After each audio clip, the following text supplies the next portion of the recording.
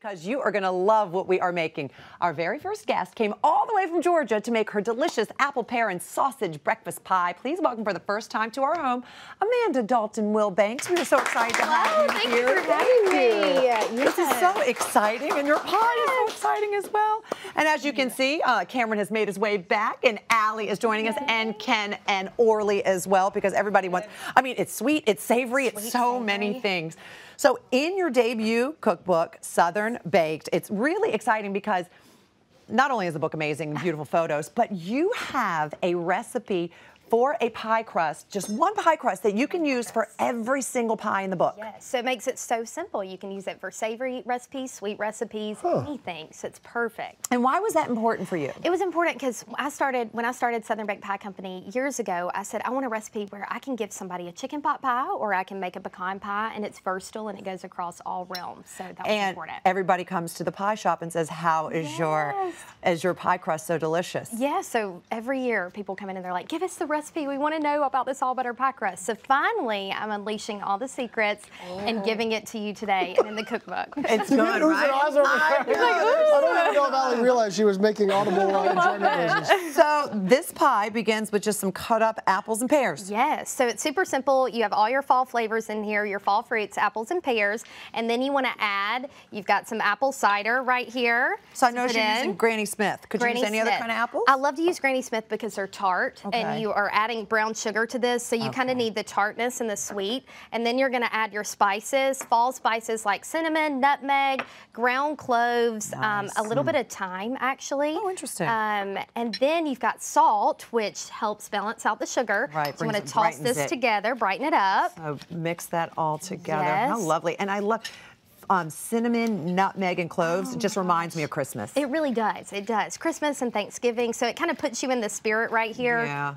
Okay, so now we're just going to pour this right into our skillet. Just like that. Ooh, perfect. Look at that steam. Okay, now how long are we going to have this on the stove top? So you're going to cook this for about 10 minutes until the apples are just fork tender. You don't want to let them cook too long or they'll end up mushy. So just dip your fork in them, 5 minutes into it, then maybe 10 minutes into it, check it. And then what you're going to want to do after that is you're going to want to take your apples out with a slotted spoon and transfer them to a glass bowl. And you're going to want to continue to cook the liquid for about 10 minutes. And you want like a syrupy liquid. Okay. So you kind of reduce it down on medium high. And then a trick is as you pull your spoon through it, if it makes a clear path in the saute pan, then you know it's ready to go. And it doesn't run back together. That's this right here. That's our liquid right here. So it's really important to keep that because it adds that extra layer of flavoring. Yes, it adds that depth of flavor since it's been reduced down. Okay. So then you're going to take your apples that have been cooked. You're going to add your syrupy juice back to it. And you know what? If you weren't going to put that back in, you could put that on top of ice cream, on top of yogurt. Gosh, it would be so good. I would love it. Okay, I'm going to get all that yumminess. Just get all the yumminess out there. All right. Yeah, we don't want to leave any of the good stuff. And then the sausage. So the sausage you want to add in. This gives it just another dimension of flavor. I like to use a spicy sausage. I think it kind of gives you the sweetness, the salty, and the spiciness in here. And so the sausage is cooked, right? The sausage is cooked. Be sure to cook it beforehand. All right. Super important. I got to be honest, when I heard this all coming together, I wasn't exactly sure, but man,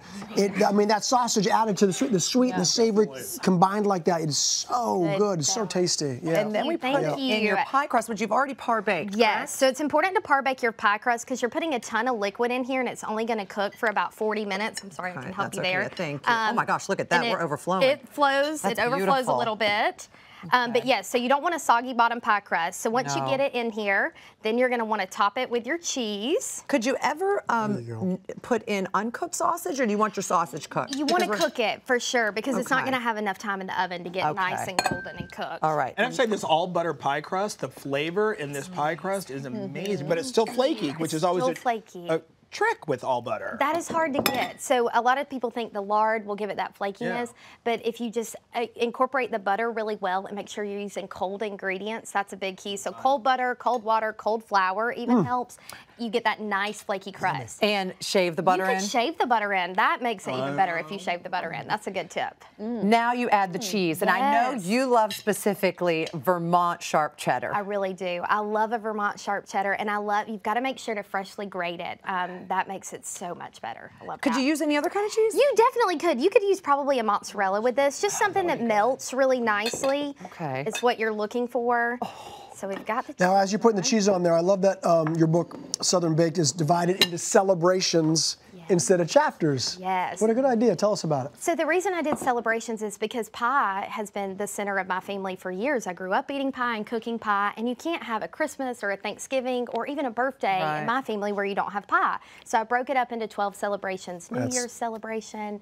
So I thought that would be fun. But there's so much more than pie in the book. Yes, that's the good thing. So with it being broken up into a celebration, you get a full recipe for every celebration. So you're getting things like bourbon marinated flank steak, frozen lemonade pie.